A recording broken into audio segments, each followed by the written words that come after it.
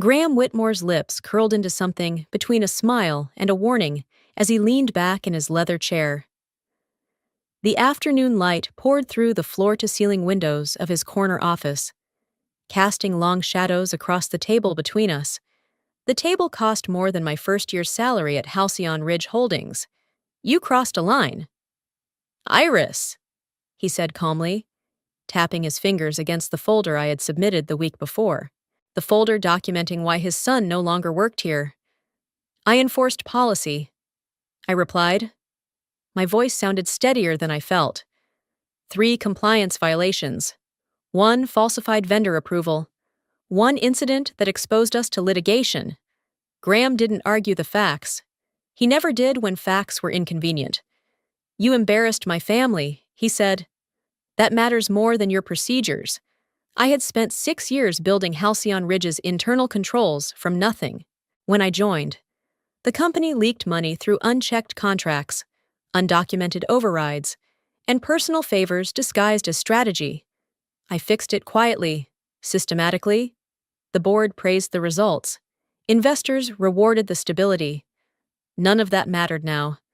My son is part of this company's future, Graham continued. And you've undermined him. I felt my throat tighten, not fear disbelief. Effective when I asked. Graham smiled. He thought he'd won. After the upcoming shareholders session, 3 days. We'll announce a leadership realignment. You'll transition to an advisory role while we streamline operations. A demotion, dressed up as dignity. And my refusal, I asked. His smile vanished. Your contract includes confidentiality and reputation clauses, he said quietly.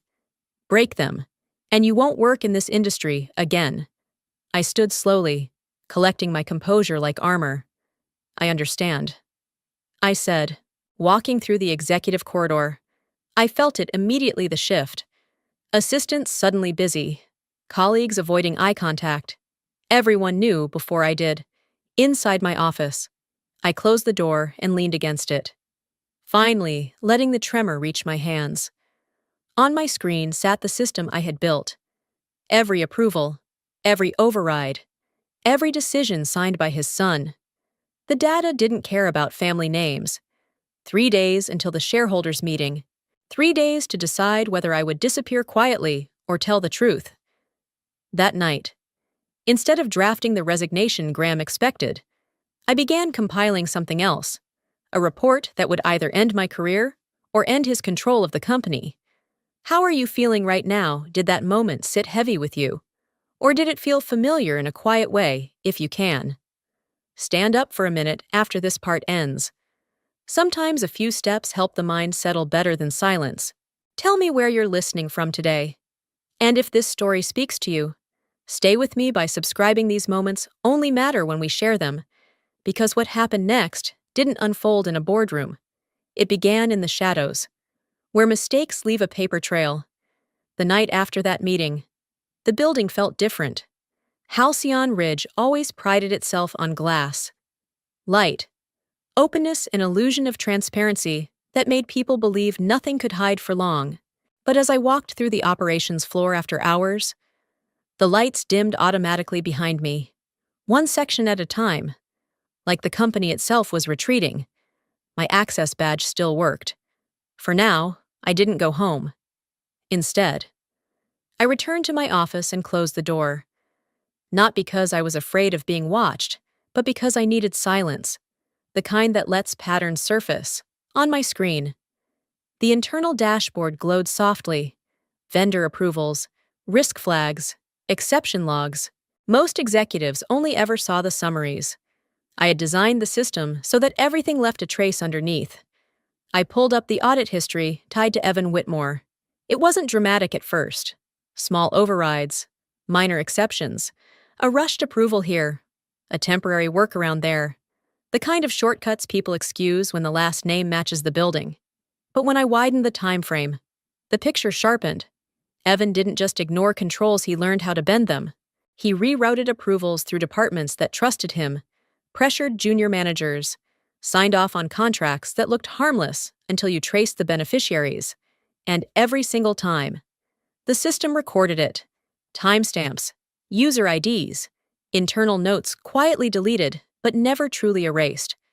I leaned back and closed my eyes. This wasn't about one reckless executive son. It was about a culture that believed accountability stopped at the founder's bloodline. My phone buzzed. A message from Clara Myers, head of internal compliance. Heard rumors. Are you okay? I stared at the screen longer than necessary before replying. Not yet. But I will be. Another message followed almost immediately. They've reassigned system oversight. You might lose admin access soon. There it was. The unspoken countdown. I worked faster. I exported nothing downloads could be tracked. Instead, I generated read-only mirrors, internal reports formatted exactly the way the board preferred. Conservative language, neutral tone, no accusations, just sequences of decisions and consequences lined up side by side, cause, effect, liability. Around midnight, footsteps stopped outside my door. I froze. After a few seconds, they moved on. Security rounds, already closer than usual. By 2 a.m, the report was finished. Not emotional, not vengeful, surgical. I saved it to a location only 2 people knew existed: myself, and a trustee account created years ago for catastrophic continuity, a safeguard the board had approved during a crisis long before Evan ever touched the company. As I shut down my computer, exhaustion finally settled in. Graham Whitmore thought fear would make me compliant, thought isolation would make me reckless. He underestimated one thing. I had spent my entire career preparing for systems to fail, and the shareholders meeting was only the first place where failure would be visible. By the next morning, the rumors had evolved.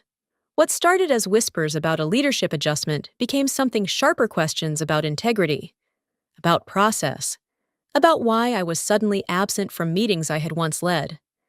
I noticed it in the small things first. Emails no longer copied to me, calendar invites quietly canceled, my name removed from an internal project update as if it had never belonged there.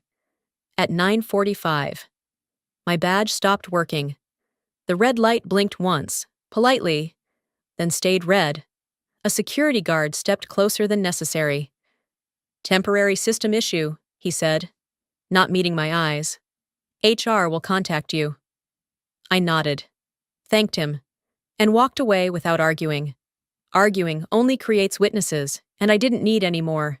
In the parking garage, my phone vibrated. An internal broadcast message. Company-wide, Halcyon Ridge Holdings confirms that an internal review is underway following procedural irregularities discovered within the operations division. Procedural irregularities. Language chosen carefully enough to imply guilt without stating it.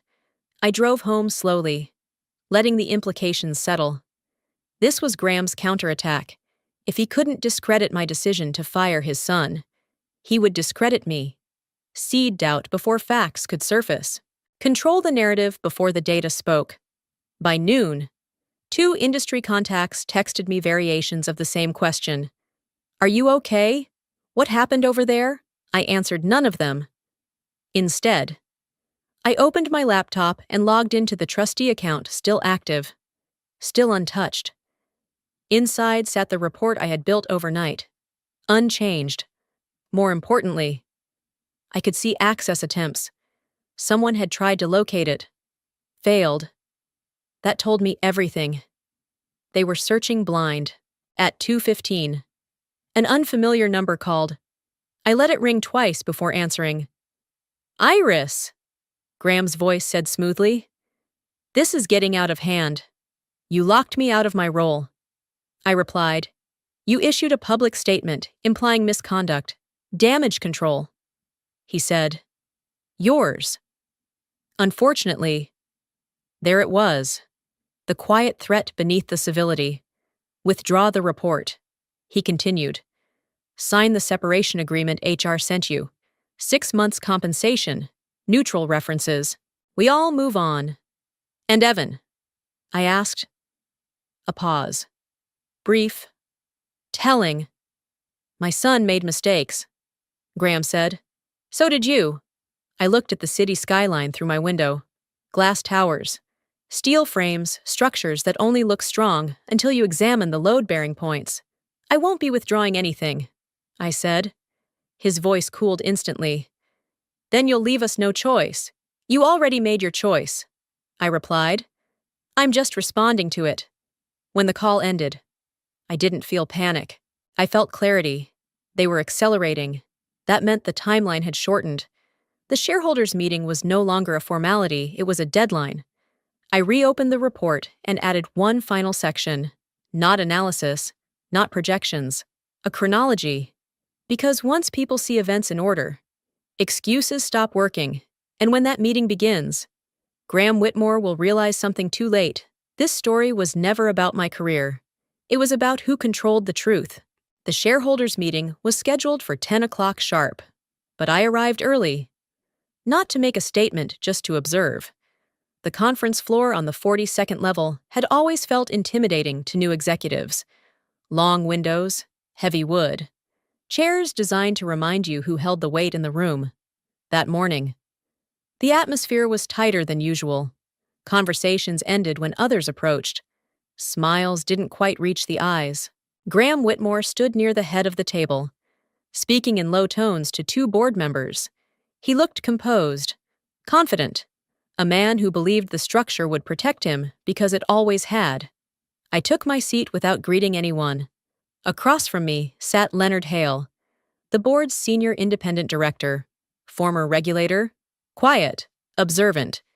He gave me a brief nod, not friendly, not hostile, curious, at 10 o'clock. The doors closed. Graham rose first, as expected. Thank you all for coming on short notice, he began. As you know, Halcyon Ridge is undergoing an internal operational review. This meeting is to ensure alignment and continuity. Alignment, another carefully chosen word. He spoke for 7 minutes, about legacy, about vision, about trust. He framed Evan's dismissal as a difference in leadership philosophy, and my actions as procedural rigidity that limited adaptability. No lies, just omissions arranged skillfully. When he finished, Leonard leaned forward. Before we move on, he said calmly, there is a matter we need to address. He looked directly at me. Ms. Lane has submitted a supplemental report to the board. The room shifted. Graham's head snapped toward Leonard. That document was not authorized. It was reviewed. Leonard interrupted. In full. Silence fell, not the comfortable kind. Leonard gestured. Iris. Would you summarize? I stood. I didn't defend myself. I didn't mention Evan's name at first. I spoke about systems, about governance, about what happens when controls exist on paper, but not in practice. Then I opened the chronology. Dates appeared on the screen behind me. Approvals, overrides, escalations ignored. Each entry tied to a user account. By the third slide, a woman near the end of the table frowned. By the sixth, someone quietly stopped taking notes. This isn't interpretation, I said. It's sequence. Graham finally spoke. You're implying intent. I'm showing consequence, I replied. Leonard folded his hands. The report also includes an external risk exposure estimate. A murmur rippled through the room. Based on current findings, Leonard continued, the shareholders face material risk if these practices continue. That was the moment power hesitated. Graham opened his mouth, then closed it. For the first time since I'd known him, he didn't control the room, and I realized something as I sat back down. I hadn't come here to accuse anyone. I'd come here to let the structure speak. The silence that followed wasn't empty. It was calculating. Around the table, shareholders shifted in their seats not dramatically, just enough to betray discomfort. These were people who didn't react emotionally. They reacted financially, and what they had just seen unsettled them. Graham recovered first. He always did. With respect, he said evenly. This presentation lacks context. Operational decisions are rarely linear. They require judgment, experience, and accountability. Leonard Hale cut in. Which is precisely what this board is evaluating. Graham's jaw tightened. I could almost hear the restraint grinding. A man 2 seats down cleared his throat. Marcus Delaney, one of the earliest institutional investors. He had backed Halcyon Ridge when it was still a regional operation, long before it became Graham's legacy. I'd like to understand something, Marcus said. These overrides were they disclosed to the audit committee? Graham answered too quickly. They were within executive discretion. Leonard glanced at his tablet. According to committee records, they were not. That landed harder than anything I'd said. Another shareholder leaned forward. If this exposure is accurate, why are we learning about it now? No one answered immediately, because the answer was obvious. Graham had assumed control meant silence. He had underestimated documentation. I want to be clear, said Elaine Porter, a private equity partner known for her precision.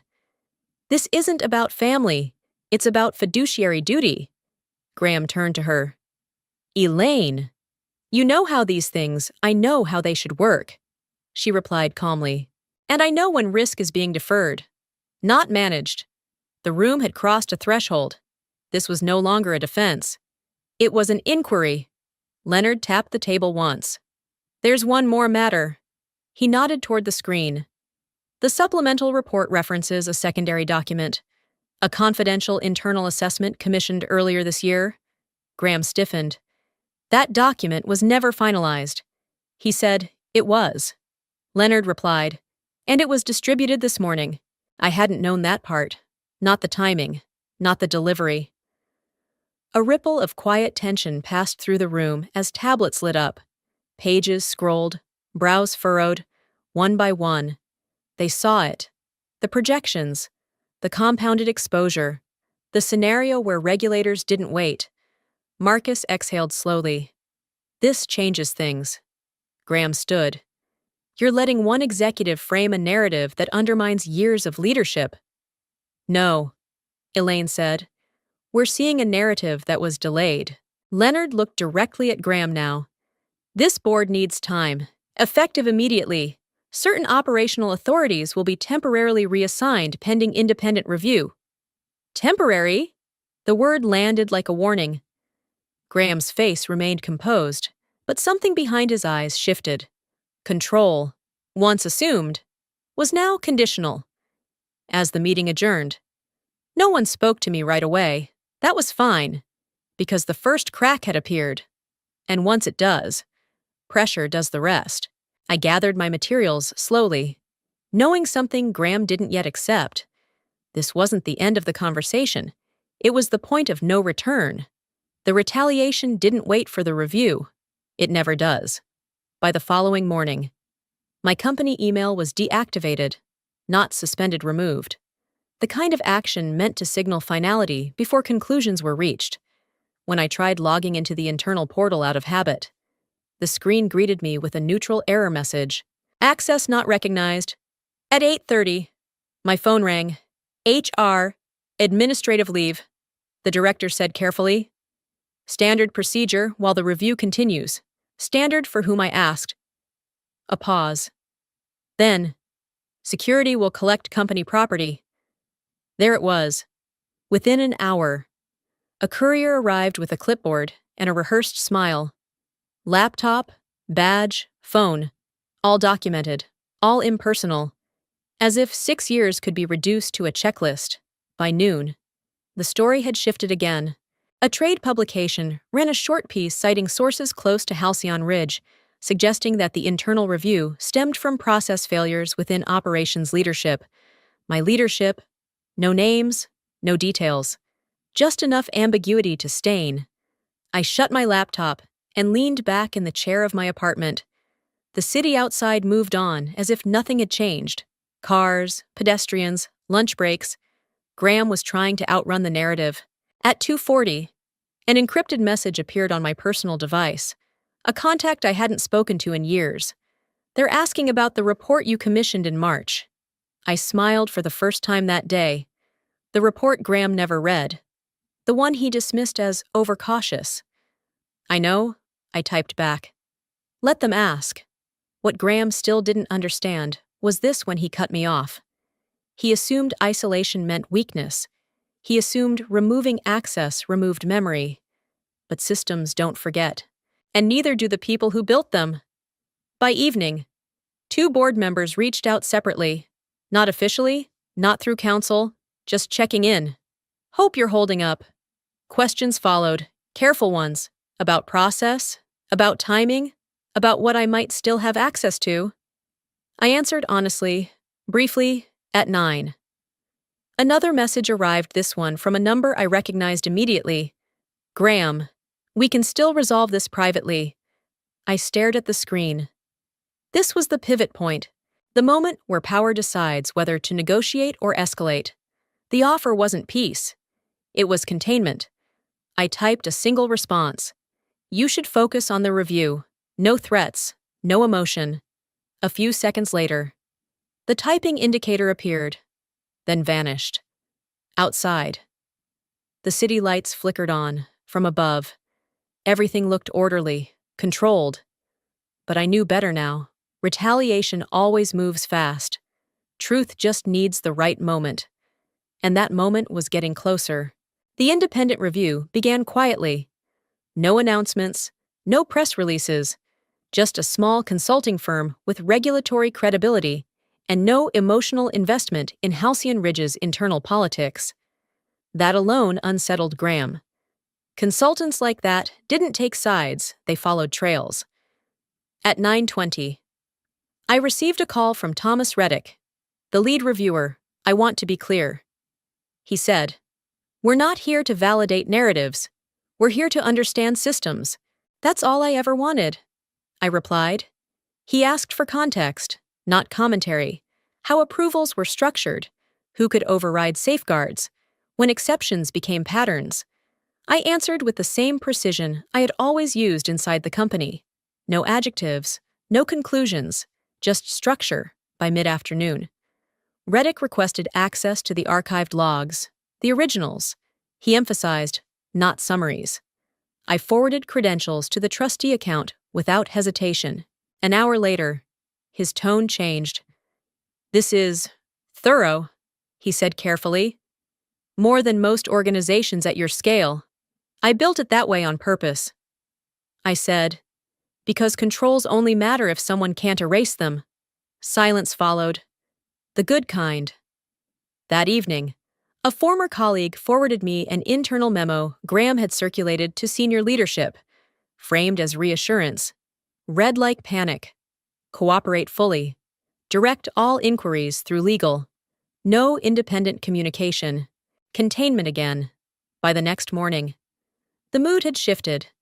The consultants weren't just reviewing decisions, they were mapping influence. Who initiated overrides? Who benefited? Who ignored warnings? Patterns don't lie when viewed long enough. At 1:10, I received a message from Leonard Hale. The board has questions. Are you available this evening? We spoke for 40 minutes. Not as adversaries, not as allies, as professionals dissecting a failure of governance. The issue? Leonard said finally, isn't that mistakes were made. It's that mechanisms were bypassed repeatedly by the same individuals, without consequence. I added, until now, he said. Meanwhile, Graham was unraveling. Another article appeared, this time less vague. It referenced internal conflict at senior levels and pending leadership evaluation. His name wasn't mentioned, but the implication was unmistakable. He called again that night. I didn't answer. I didn't need to. At 11:30, Thomas Reddick emailed me a single sentence. We've identified material discrepancies between executive statements and system records. That was it. No drama, no judgment, just confirmation. The report Graham had dismissed as excessive caution was now the anchor of an external investigation, and the more he tried to suppress it, the more weight it gained. I closed my laptop and sat in the quiet. For the first time since this began, I felt something shift, not fear, not anger, momentum, because once an independent process starts moving, Even founders lose the ability to stop it. The break didn't come from the board. It came from the outside. At 7:45 the next morning, my phone buzzed nonstop. Messages stacked faster than I could read them. Former colleagues, industry contacts, one journalist I'd met years ago and never spoken to since. Have you seen this? I opened the link. A financial news outlet had published a clean, restrained piece. Halcyon Ridge faces governance review amid internal control concerns. No accusations, no speculation, just facts confirmed by sources familiar with the review. The market reacted immediately. Nothing dramatic, just a quiet dip, the kind that makes serious investors pay attention. By mid-morning, Halcyon Ridge issued a statement emphasizing business continuity and founder confidence. Graham's language, always reassurance before accountability. It didn't land. At 10:20, Leonard Hale called. The board is convening again, he said. Emergency session. You're not required to attend, but your documentation will. I understood what that meant. The story was no longer Iris Lane versus Graham Whitmore. It was governance versus legacy. An hour later, a message arrived from Elaine Porter. I underestimated how systemic this was. That's on me. Short, direct, significant. By afternoon, the consultant's preliminary findings circulated internally, still confidential, but no longer containable. Someone always forwards what they shouldn't. I read the summary once, then again. Repeated override patterns, concentrated authority, material risk exposure, no dramatics, just alignment between my report and theirs. At 4:30, Graham tried one last time. He didn't call. He sent an email, personal address, no lawyers copied. This has gone far enough. You're damaging something bigger than both of us. I stared at the words for a long moment. Then I replied, I didn't make it fragile. Minutes later, the board announcement hit internal channels. Temporary suspension of certain executive authorities pending final review. No names, no explanations, but everyone knew. That evening, I walked outside as the sun dipped behind the buildings. The air felt different, lighter. Somehow, not because I'd won anything, because the weight of pretending was finally gone. Graham had spent decades building influence through proximity and silence. He believed control was permanent, but control is borrowed. And once enough people see the structure underneath, they stop mistaking it for inevitability. The final review wasn't done yet. Consequences hadn't been decided, but the outcome was no longer uncertain, because when truth becomes public, it doesn't need defenders. It moves on its own. The final board meeting wasn't dramatic. There were no raised voices, no slammed doors, no public spectacle. And that was exactly how it ended Graham Whitmore's control. The agenda was short, too short for comfort. I wasn't invited to attend. I didn't need to be. At 9:10, Leonard Hale sent a single message. We're beginning. I paced my living room slowly, phone in hand, watching the minutes stretch. This was the part people never talk about, the waiting. After weeks of escalation, of data and pressure and quiet confrontation, everything comes down to a room you're not in. At 9:37, my phone vibrated again. The consultants have concluded their presentation.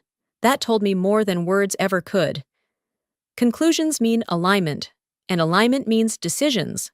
I pictured the room, the long table, the neutral expressions, the moment when history outweighs loyalty. Graham would still be sitting straight, still convinced his presence mattered more than process. At 9:52, another message. Vote requested. My breath slowed. This wasn't about whether Graham had made mistakes. That had been established. This was about whether the board was willing to admit they had let it happen. At 10:04, the screen lit up again. Motion passed. I sat down. The details followed a few minutes later. Sent carefully. Professionally. Temporary removal of Graham Whitmore from executive authority. Immediate restructuring of oversight. Mandatory compliance supervision until further notice. No accusations. No condemnation. Just consequence. An hour later, the press release went out, carefully worded, almost kind. Founder transitions to advisory role pending governance review. The market reacted quietly, steadily, relief, more than shock. By noon, my phone rang. Graham. I let it go to voicemail. The message he left was short, controlled, tired. You got what you wanted, he said. I hope it was worth it. I listened once, then deleted it, because he was wrong. This was never about what I wanted. It was about what couldn't continue. That afternoon, Leonard called. His voice was calm, but something underneath it had shifted. The board would like you to return, he said, with expanded authority and independence. I closed my eyes. I'll consider it. I replied, after the final report is released. He paused, then said quietly, fair. That night, as the city settled into itself, I thought about how close I'd come to being erased, how easily silence could have swallowed everything if I had chosen comfort over clarity. Graham Whitmore had believed power protected him. He forgot one thing. Power only lasts as long as no one documents it. And I documented everything. I returned to Halcyon Ridge 3 weeks later, not as a victory lap, not as a correction, just as work. The offices looked the same: glass, steel, polished floors, but the atmosphere had changed. Conversations paused, then resumed. People stood a little straighter, not out of fear, but out of awareness. Systems were no longer abstract ideas. They were real again. The final report was released quietly. No headlines, no spectacle. Just facts recorded in permanent language. Governance failures, concentrated authority, corrective measures implemented. Graham Whitmore never came back. He issued a short statement about stepping aside for the good of the company. It was dignified, carefully written. History would remember it kindly, more kindly than truth alone might have. Evan Whitmore resigned without comment. As for me, I didn't change much. I rebuilt what should have been protected in the first place. Clear escalation paths, independent oversight, controls that didn't bend for names. One evening, as I shut down my computer, Clara stopped by my office. You could have walked away, she said. No one would have blamed you. I know, I replied. But you didn't. I looked out at the city lights beyond the windows, at structures standing because someone, somewhere, had measured the load correctly. Some things don't fix themselves. I said, later, alone. I thought about how close everything had come to collapsing quietly, how easy it would have been to accept a severance and let the story rewrite itself. Power doesn't fall because it's attacked. It falls because it's recorded. And sometimes, the most lasting change begins when one person decides not to look away. What this experience taught me wasn't about power or revenge. It was about choosing integrity when silence feels safer. I remember sitting alone at my desk, hands still, heart racing, realizing that the hardest moments in life don't announce themselves loudly. They arrive calmly, asking who you are when no one is watching. I could have walked away, protected myself, preserved comfort. Instead, I stayed. And that choice reshaped me. There's a practical truth here. Systems matter. Records matter. And doing the right thing often looks lonely before it looks brave. But there's also something deeply human in it. The quiet dignity of standing by your values, even when the cost is unclear. If you've ever felt small in a room that tried to erase you, then you know exactly what that moment feels like. Are you still with me right now? If so, take a second after this story ends to gently stretch your hands and fingers, especially if you've been holding tension without noticing. Small care counts more than we think. Tell me, where are you listening from today? I'd really love to know. And if this story stirred something in you, leave a comment, tap like, or share it with someone who might need it. Subscribe if you want to stay for more stories like this, because sometimes courage grows simply by hearing that you're not alone.